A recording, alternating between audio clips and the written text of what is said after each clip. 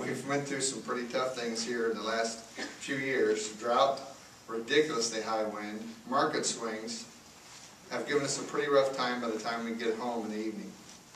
I did hear a true story that came out of central Kansas that makes my worst day look a whole lot better.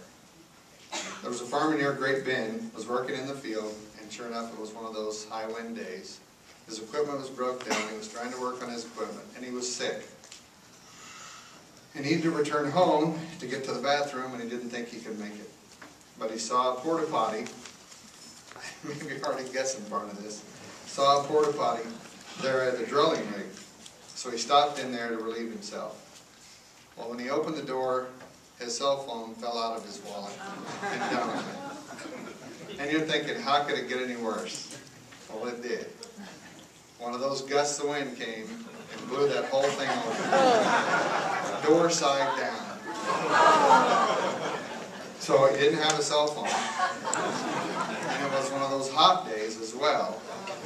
And so he was pretty miserable. And the young man that was working for him had been looking for him. And finally found his pickup parked by this drilling rig. And came up there and I was able to get him out of his predicament. But some people asked if he negotiated a better salary. Well, his boss was in that spot.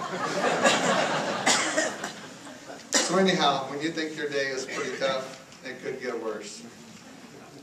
In the past year, we've had 10 regular meetings and 3 special meetings. There are only 3 director absences and 1 associate absence.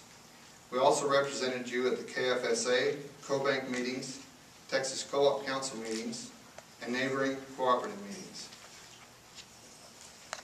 Later on in the meeting, we'll elect directors for the board to represent us in conducting the business of the Garden City Co-op. Mike Deaver and Randy Richmeier's terms are complete. Mike is eligible for re-election, but Randy has completed his 12 years. The persistent drought has caused many of us to make changes in our operations, and it has forced us to look at new ways of doing things. It's been said that adversity makes us stronger. That's true of the Garden City Co-op as well. We have had a successful year in spite of these challenges. We have been able to continue to provide new facilities and services while maintaining a strong balance sheet. Over the last 4 years, we have invested over $17 million in our infrastructure and only increased our long-term debt by 1/3 of that. We have increased working capital nearly $4 million to $12.4 million. Even in these challenging times, we have been able to allocate $20.5 million in patronage, over $6 million of that in cash. It's very prudent to do business with the Garden City Co-op. You get to share in the rewards.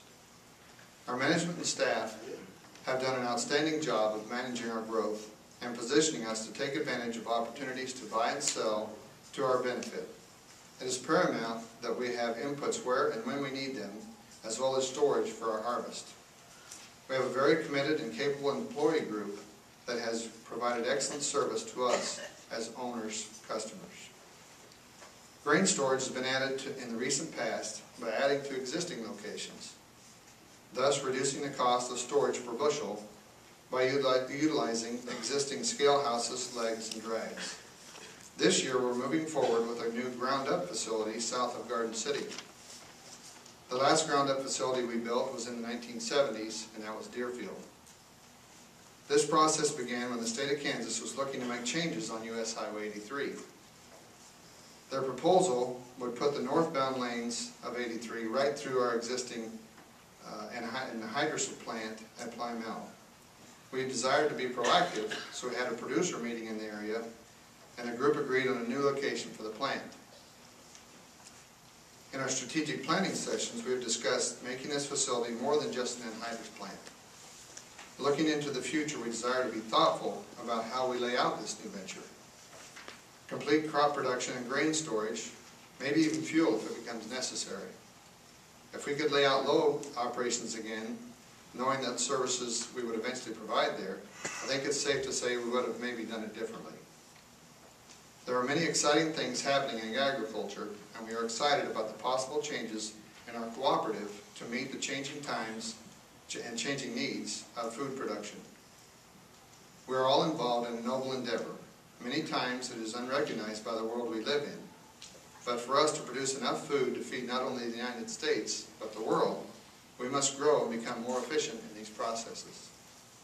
I'd like to thank John personally for fostering an environment of safety at the Garden City Co-op. I also want to commend the staff and employees for taking it seriously. There's been a complete shift in attitudes about safety in our company. It's gone from a go through the motions if we have to attitude to a how can we do our jobs more safely and provide a safe workplace for all who participate in the operation. And that's their attitude. Safety takes priority over everything. If it can't be done safely, it must wait until it can be done safely.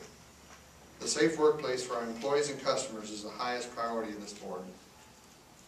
I'd also like to say thank you to John, the staff, and employees of the Garden City Co-op for another successful year. We appreciate your work and support of our cooperative.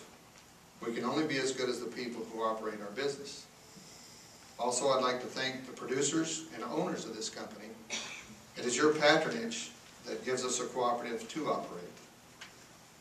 Thank you, Ed Michael, for your help, your advice, and I also thank you, guests, for being in support of our cooperative. May God bless you in the coming year, and Merry Christmas.